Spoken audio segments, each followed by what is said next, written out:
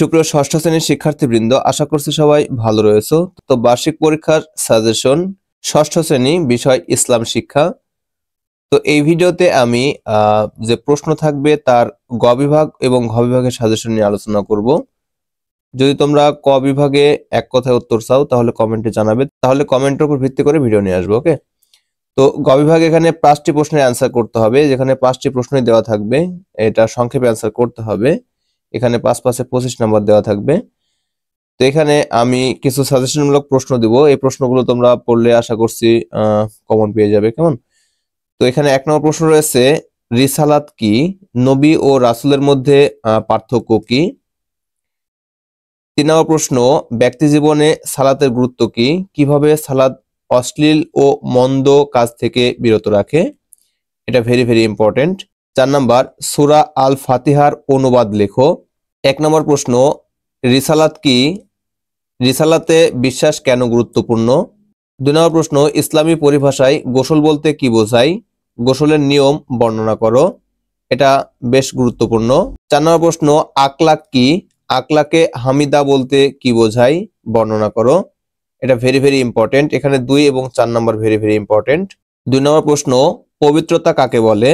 শারীরিক ও মানসিক পবিত্রতার ভূমিকা আলোচনা করো। এটা ভেরি ভেরি ইম্পর্টেন্ট।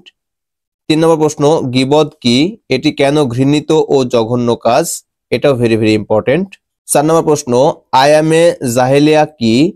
আয়ামে জাহেলিয়ার সামাজিক, রাজনৈতিক ও অর্থনৈতিক অবস্থা কেমন ছিল? 5 নম্বর প্রশ্ন, সকলের সাথে শান্তিপূর্ণ সহাবস্থানের ব্যাপারে ইসলামে কি নির্দেশনা দেওয়া রয়েছে বা নির্দেশনা রয়েছে? 3 নম্বর প্রশ্ন, প্রতিবেশী কারা? প্রতিবেশীর প্রতি আমাদের কর্তব্য সম্পর্কে তুমি কি জানো? Very very important. 4 নম্বর প্রশ্ন, মহানবী সাল্লাল্লাহু আলাইহি সাল্লামকে আল আমিন উপাধিতে ভূষিত করা হয় কেন? বর্ণনা করো। এটাও ভেরি ভেরি ইম্পর্টেন্ট এবং এটা প্রায় 100%ই বলতে পারো আসতে পারে। এরপর রয়েছে প্রতিবন্ধী ও দৃষ্টি প্রতিবন্ধী বলতে কি বোঝায়? এটাও ভেরি ভেরি ইম্পর্টেন্ট। তো এখানে যে কয়টি প্রশ্ন আমি আলোচনা করেছি গ বিভাগের জন্য, আশা করছি এগুলো থেকে তোমরা কমন পেয়ে যাবে। কেমন? তো এই ভিডিওতে ঘ বিভাগ রচনামূলক প্রশ্ন নিয়ে আলোচনা করব এবং এখানে বেশ কিছু গুরুত্বপূর্ণ প্রশ্ন উল্লেখ করব, যেগুলো থেকে তোমরা ম্যাক্সিমাম কমন পেয়ে যাবে। কেমন? তো এখানে 2 নম্বর প্রশ্ন রয়েছে, জীবন বিধান হিসেবে আল কুরআন থাকা সত্ত্বেও হাদিস অনুসরণ অপরিহার্য কেন? সংক্ষেপে লেখো।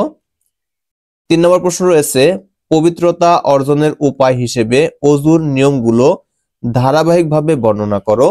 এখানে 2টা প্রশ্নই বেশ গুরুত্বপূর্ণ, ভেরি ভেরি ইম্পর্টেন্ট বলতে পারো।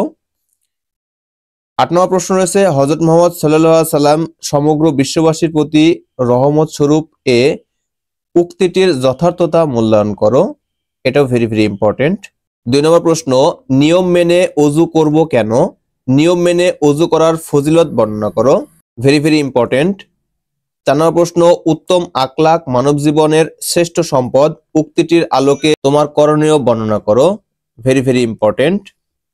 7 নম্বর প্রশ্ন, শান্তি প্রতিষ্ঠায় মহানবী সাল্লাল্লাহু আলাইহি সাল্লাম এর ভূমিকা কি ছিল? বর্ণনা করো। Very very important. 8 নম্বর প্রশ্ন, সহাবস্থান বলতে কি বোঝায়? সকল ধর্মের সহাবস্থান কেন গুরুত্বপূর্ণ? এটাও ভেরি ভেরি ইম্পর্টেন্ট। 1 নম্বর প্রশ্ন, আখিরাত কি? আখিরাতের বিশ্বাসের গুরুত্ব কি? আলোচনা করো। Very very important. 4 নম্বর প্রশ্ন, মিথ্যাচার ও গীবত অত্যন্ত জঘন্য অপরাধ, উক্তিটির যথার্থতা কুরআন ও হাদিসের আলোকে প্রমাণ করো।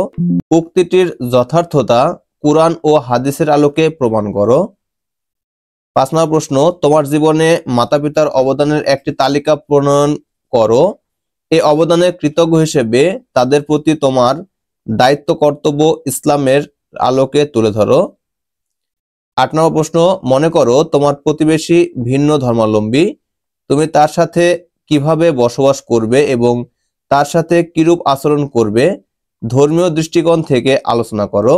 1 নম্বর প্রশ্ন, রোমেল যে চাকরিতে নতুন নিয়োগ পেয়েছে সেখানে ফাইল আটকে রেখে অনেক ঘুষ গ্রহণ করতে পারছে। অন্যদিকে আকরাম সাহেব আখিরাতের কথা চিন্তা করে অন্যায়ভাবে রাতারাতি বড়লোক হওয়ার সুযোগ থাকলেও তা বর্জন করেছেন। এখানে একটি অনুচ্ছেদ দেওয়া রয়েছে, এলোকে দুটি প্রশ্ন রয়েছে। ক নম্বর প্রশ্ন রয়েছে রোমেলের ঘুষ গ্রহণ কিভাবে বন্ধ করা যায়। খ নম্বর প্রশ্ন রয়েছে আখিরাতে বিশ্বাস আকরাম সাহেবের চরিত্রকে সুন্দর করেছে, যুক্তিসহ বিশ্লেষণ করো। এটা বেশ গুরুত্বপূর্ণ প্রশ্ন।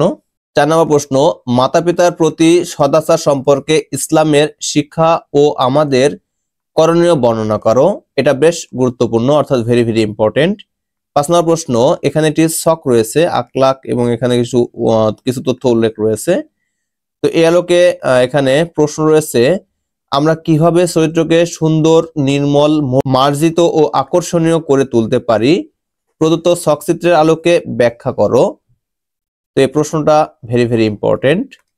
7 নম্বর প্রশ্ন মোহাম্মদ সাল্লাল্লাহু আলাইহি সাল্লাম মানবজাতির আদর্শ, তাৎপর্য লেখো। এটা ভেরি ভেরি ইম্পর্টেন্ট।